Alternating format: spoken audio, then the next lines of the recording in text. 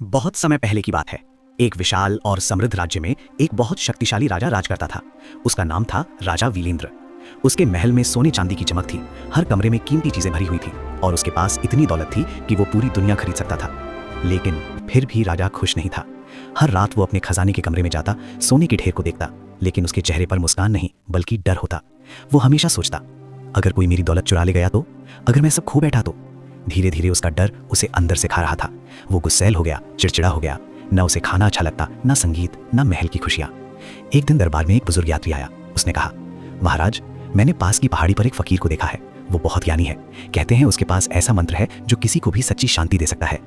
राजा की आंखों में पहली बार उम्मीद जगी। उसने उसी समय फैसला किया, मैं उस फकीर से मिलूंगा। अगली सुबह राजा बिना किसी शाही ठाट बाट के नंगे पैर अकेला ही निकल पड़ा। धूप तेज थी, पत्थर नुकीले थे, लेकिन राजा चलता रहा। पहली बार वो राजा नहीं, एक इंसान की तरह यात्रा कर रहा था। पहाड़ी के ऊपर एक छोटी सी कुटिया थी। वहां एक साधु बैठा था। वो मिट्टी के बर्तन बना रहा था। चेहरे पर अद्भुत शांति थी। राजा उसके पास गया और बोला, महाराज, मेरे पास सब कुछ है, फिर भी मैं खुश नहीं हूं। मुझे वो मंत्र दीजिए जिससे मुझे शांति मिले। साधु मुस्कुराया और बोला, मंत्र तो मिलेगा, लेकिन पहले तुम्हें एक छोटा सा काम करना होगा। राजा ने तुरंत कहा, आज्ञा दीजिए। साधु ने एक छोटा सा मिट्टी का कटोरा दिया और बोला, इस कटोरे को किसी भी चीज से भर दो, बस ये खाली नहीं रहना चाहिए। राजा हंस पड़ा, बस इतनी सी बात? उसने अपने गले से हीरों का हार निकाला और कटोरे में डाल दिया, लेकिन जैसे ही हार अंदर गया वो गायब हो गया। कटोरा फिर से खाली था। राजा चौंक गया। अब राजा ने सोना डाला, वो भी गायब। उसने कीमती रत्न डाले, वे भी गायब। उसने अपने सैनिकों को बुलाया, जाओ, जितना भी खजाना है सब ले आओ। कुछ ही देर में ढेर सारा सोना, चांदी, अनाज सब उस कटोरे में डाल दिया गया, लेकिन कटोरा खाली का खाली ही रहा। राजा पसीने से भीग चुका था। उसकी आंखों में डर था, गुस्सा था और आखिर में हार थी।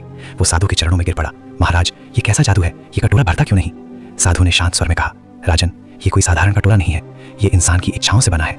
राजा चौंक गया।